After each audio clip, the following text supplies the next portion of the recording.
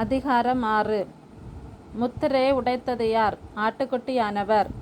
நீ வந்து பார் என்று யோவானிடம் சொன்னது யார்? 4 ஜீவன்களில் ஒன்று. இடி முழக்கம் போன்ற சத்தமாய் யோவானிடம் சொன்னது யார்? 4 ஜீவன்களில் ஒன்று. முதலாம் முத்திரையை உடைத்தபோது யோவான் கண்டது என்ன? வெள்ளை குதிரை. வெள்ளை குதிரையின் மேல் ஏறியிருந்தவன் எதை பிடித்திருந்தான்? வில்லை. யாருக்கு ஒரு கிரீடம் கொடுக்கப்பட்டது? வெள்ளை குதிரையின் மேல் ஏறியிருந்தவனுக்கு. ஜெயிக்கிறவனாகவும் ஜெயிப்பவனாகவும் புறப்பட்டது யார்? வெள்ளை குதிரையின் மேல் ஏறியிருந்தவன். இரண்டாம் முத்திரை உடைத்தபோது யார் நீ வந்து பார் என்று சொன்னது? இரண்டாம் ஜீவன். இரண்டாம் முத்திரை உடைத்தபோது புறப்பட்டது என்ன? சிவப்பு குதிரை. சிவப்பு குதிரை மேல் ஏறியிருந்தவனுக்கு என்ன அதிகாரம் கொடுக்கப்பட்டது? சமாதானத்தை பூமியிலிருந்து எடுத்து போடும்படியான அதிகாரம்.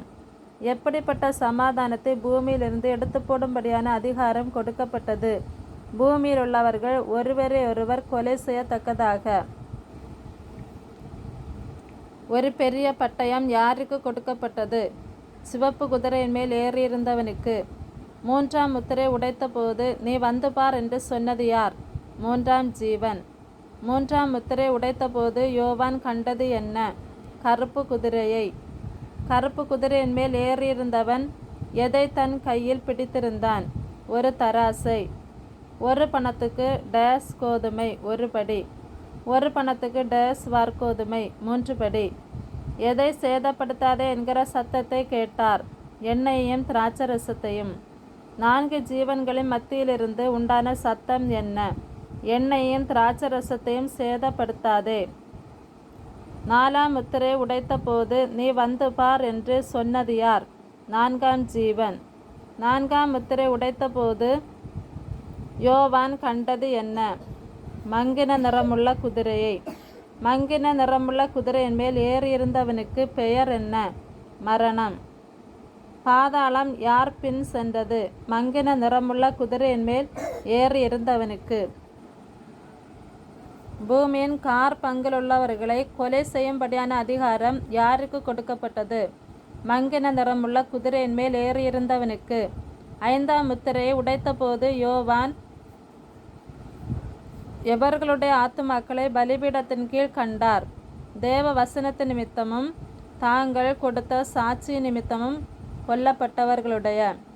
எதை குறித்து எதுவரைக்கும் நியாய தீர்ப்பு செய்யாமலும் பழிவாங்காமலும் இருப்பீர் என்று மகா சத்தமாய் கூப்பிட்டார்கள்? இரத்தத்தை குறித்து. யாருக்கு வெள்ளை அங்கிகள் கொடுக்கப்பட்டது? கொல்லப்பட்ட ஆத்துமாக்களுக்கு. அவர்களுக்கு என்ன சொல்லப்பட்டது? இன்னும் கொஞ்ச காலம் இளைப்பாற வேண்டும்.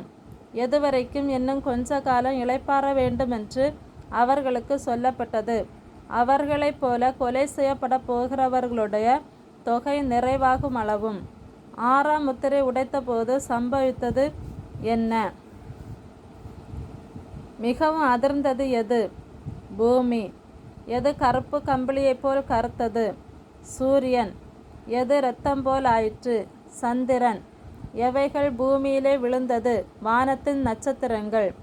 எது சுருட்டப்பட்ட புஸ்தகம் போலாகி விலகி போயிற்று? வானம்.